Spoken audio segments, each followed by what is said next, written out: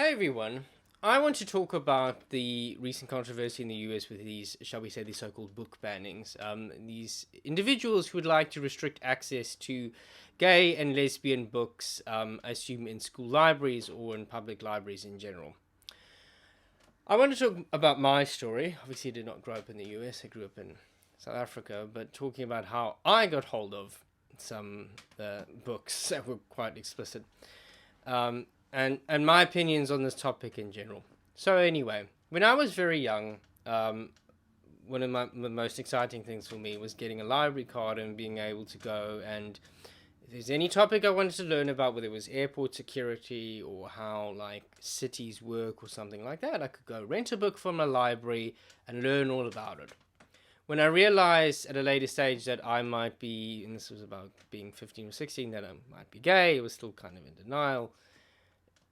These books were not available. The books that were around, for teenagers about sex and dating and stuff were all geared towards straight teenagers. I felt this did not apply to me and did not answer the questions that I wanted. And so I was in a bit of a predicament. But fortunately, I used to buy books on Amazon with my parents' credit card. They did know about this. So I decided to slip in, shall we say, a book or two and a few other things so that I could learn more about this. So one of the things I bought was the Queer as Folk DVD or box set. We can talk about this, the US version, but we can talk about that some other time. But one of the book that I did buy, I think it was the only book I did buy by this topic, was The Joy of Gay Sex, which I must just say is beautifully illustrated, and the words I may say cannot do it justice, but I can obviously show you this.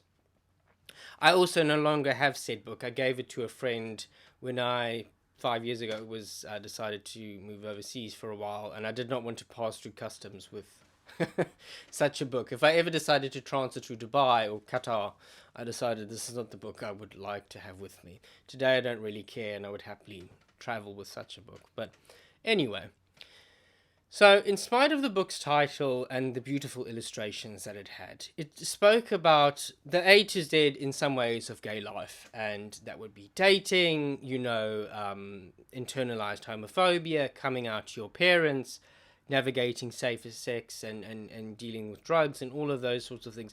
Things that I felt that I could not find, on the World Wide Web.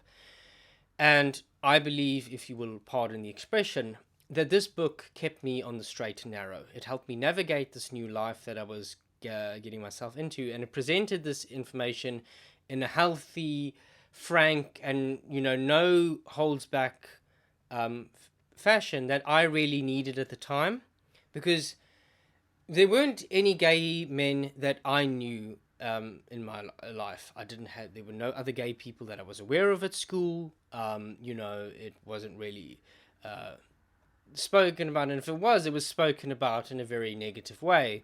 My mother would say things to me like, if you're gay, you're gonna either burn in hell or have AIDS, or usually a combination of the two. My dad didn't really speak about sex, and I wasn't gonna ask him, especially about this. So where was I supposed to turn to?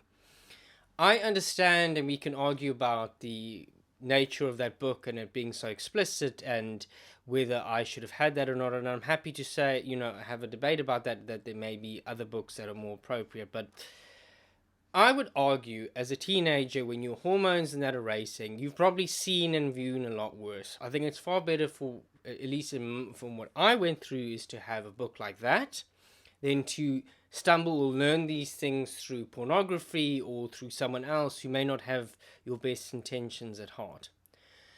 And that's really what I want to say about this topic. I personally think that these people are motivated by homophobia.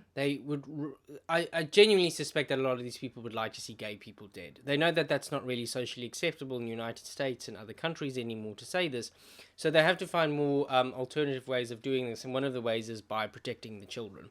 That's always the go-to thing. And this happens, it's not just in the United States, it happens in every country. I know in the UK, they were going to talk about gay people in the curriculum, and there were protests and controversy about that. They even did it in South Africa. This is actually going back to 2007. I remember it being in the news, that they wanted to just talk about, hey, these people actually exist. Because we it is in the constitution that gay people actually have rights and stuff. So this is sort of making that a reality. And the religious right in South Africa wasn't happy with this. It's really about, to me, if you can think about it, is that silence is death. That by hiding or censoring these things, it does not make things better. It actually makes things worse for gay teenagers and stuff, and they have to learn about things through, as I said, through less productive means. And I think that's a problem. I would like to know that the 30-year-old me sitting here making this video would like to know that a young gay teenager, whether in the UK, US, South Africa, Australia, or elsewhere, is able to have good, accurate, and frank information at their disposal that they can think. If the straight people can find books about dating and sex, why can't gay people have the same thing? And that's really all I want to say. I mean, that book has been very helpful in my life. And even reading the preface to it, I think I still remember this, saying they published this book originally in the 70s.